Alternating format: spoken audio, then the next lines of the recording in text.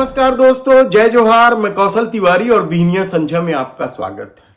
यदि एसटी आयोग की रिपोर्ट को सच माने तो यह साबित करता है कि छत्तीसगढ़ में बैठी सरकार ने गौतम अडानी की कंपनी के लिए किस तरीके से पलक पावड़े बिछा कर रखी थी, किस तरीके से नियम कानून की न केवल अनदेखी की थी बल्कि फर्जी ग्राम सभाओं की बैठक आयोजित करके पर्यावरण मंजूरी दिलाने में भी महत्वपूर्ण भूमिका अदा की थी।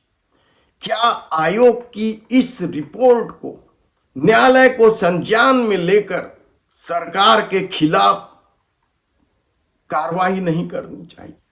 यह बड़ा सवाल है, क्योंकि सत्ता के खिलाफ न्यायालय स्वतः संज्ञान ले, यह से बहुत कम मामले देखने को मिलते। हमने पहले ही बताया था, जब एसटी आयोग में प्रभावित गांव के लोग पहुंचे थे और उन्होंने बताया था कि ग्राम सभा फर्जी है। यह अलग बात है कि इस रिपोर्ट को RRVUL के अधिकारी एक तरफा बता रहे हैं। वहीं प्रदेश के उप मुख्यमंत्री अरुण साव का कहना है कि इस मामले को संबंधित विभाग के अधिकारी देखें। संबंधित विभाग किसके पास है? मुख्यमंत्री विष्णुदेव साय के पास।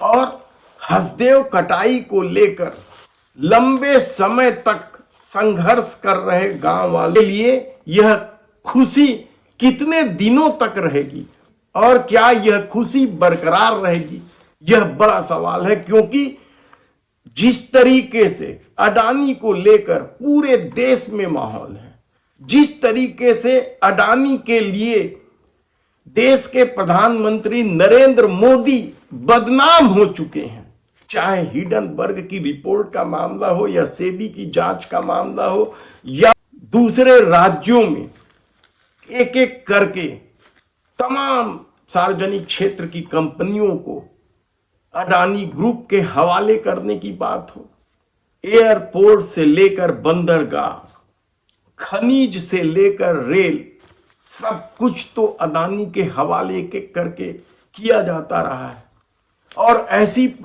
होता रहा है। ऐसी परिस्थिति में यदि हसदेव को लेकर लंबे समय से सवाल उठ रहे थे, मध्य भारत का यह फेफड़ा है, इस अरण्य में कई विलुप्त प्रजाति के वृक्ष, पौधे, जीव जंतु सब शामिल हैं। इस कटाई के चलते लेमरू प्रोजेक्ट हाथियों को लेकर जो बनाया गया, उस पर भी खतरा मंडराने लगा है। जगह जगह हाथी बस्तियों की ओर आने लगे हैं और जान माल सबका नुकसान कर रहे हैं। लेकिन अडानी के सामने किसकी हिम्मत है? यह सबसे बड़ा सवाल अब बनकर उठ रहा है, जब एसटी आयोग ने अपनी रिपोर्ट सौंपते हुए सिफारिश की है कि कोयला ब्लॉक के लिए जो वन मंजूरी दी गई है उसे रद्द कर दिया जाए। बड़ा सवाल है ये, और इस पर हमने कई बार रिपोर्ट भी बनाई है कि किस तरीके से आदिवासी विरोध कर रहे हैं, आदिवासियों को किस तरीके से हिरासत में लेकर उनकी पिटाई तक की जा रही है। गुस्साए आदिवासी तीर धनुष लेकर भी विरोध कर रहे हैं, लेकिन सत्ता की अपनी ताकत है। हर कोई सत्ता से नहीं लड़ सकता, इसके लिए लंबा संघर्ष करना पड़ता है। याद कीजिए, आपकी 3 कृषि कानून को लेकर जब किसानों ने दिल्ली कूच का फैसला किया था तो किस तरीके से मोदी सत्ता ने उनके साथ दुश्मन देश के सैनिकों की तरह बर्ताव किया था। सड़कों पे कील ठोक दी गई थी, पक्का बैरिकेड्स बना दिया गया था और पता नहीं किस किस तरीके से प्रताड़ित करने की कोशिश की गई थी। लेकिन चुनाव को देखते हुए 3 कृषि कानून को वापस तो लिया गया, लेकिन यह गलत है, यह देश के प्रधानमंत्री नरेंद्र मोदी ने कभी नहीं कहा।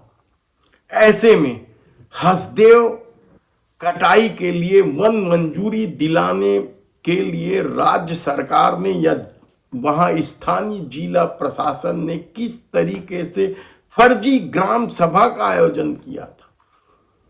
फर्जी ग्राम सभा का आयोजन का आरोप सालों से लग रहे हैं। अब कहीं जाकर एसटी आयोग ने जब ग्रामीणों की बात सुनी है और वन मंजूरी को रद्द करने की सिफारिश की है, तो क्या राज्य सरकार इसे रद्द कर पाएगी?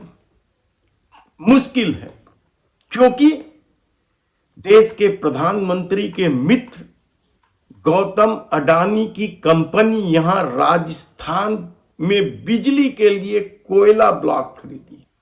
और यह अलग बात है कि राजस्थान को बिजली की जरूरत फिलहाल नहीं है, वह खुद इतना उत्पादन करती है कि वह दूसरे राज्यों को बेच रही है।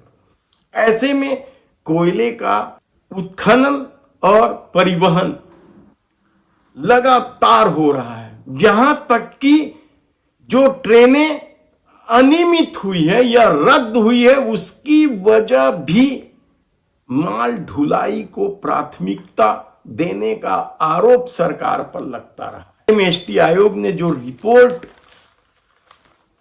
दी है और जो सिफारिश की है, वह इसलिए महत्वपूर्ण है जानना, वह जानना इसलिए महत्वपूर्ण है क्योंकि सत्ता और कारपोरेट के घालमेल का इससे दुर्भाग्यपूर्ण उदाहरण शायद ही कहीं देखने को मिले।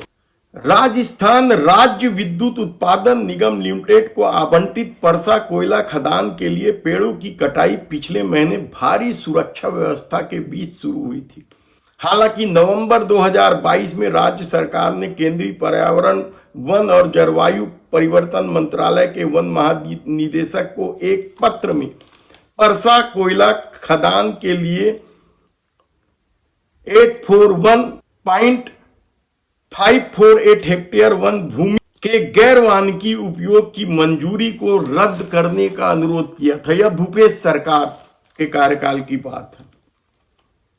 कलेक्टर को भेजे गए अनुशंसा पर आयोग के अध्यक्ष सिंह और 2 सदस्यों अमृत टोप्पो और गणेश सिंह ध्रुव के हस्ताक्षर हैं, जबकि आयोग के सचिव के हस्ताक्षर नहीं है। सिंह ने कहा कि आयोग के सचिव ने रिपोर्ट पर हस्ताक्षर करने से इनकार कर दिया था। उन्होंने राज्य के राज्यपाल को पत्र लिखकर इसकी जानकारी दी है। कलेक्टर को भेजे गए आयोग के अनुशंसा पत्र के अनुसार सरगुजा जिले के साल्ही, हरिहरपुर, फतेहपुर और सूरजपुर जिले के तारा, चारपारा और जनार्दनपुर गांव के 41 ग्रामीणों ने 3 अगस्त 2021 की शिकायत दर्ज कराई थी और जिसमें दावा किया गया था कि परसा खदान के लिए पर्यावरण मंजूरी साल्ही, हरिहरपुर, फतेहपुर और घाट बर्रा गांव की ग्राम सभा के फर्जी प्रस्ताव तैयार करके हासिल की गई है और इसकी शिकायत एसटी आयोग को भी की गई। यानी आप सोचिए कि गांव वाले एकजुट होकर बता रहे हैं कि ग्राम सभा हुई ही नहीं है,